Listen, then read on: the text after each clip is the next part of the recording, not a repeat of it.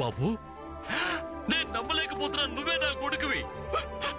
ఏంటి ఇంకా అలాగే నిలబడి చూస్తున్నావు? వచ్చి మీ నాన్నని హత్తుకో. మీరు బతుకున్నట్టు నేను నమ్మలేకపోతున్నాను.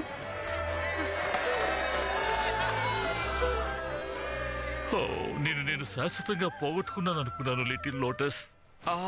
ఓకే, చూడండి, మీరు నన్ను ఇబ్బంది పెడుతున్నారు. మీరు నన్ను లోటస్ అనే పేరున్న పాండా అనుకుంటున్నారు. నా పేరు పో.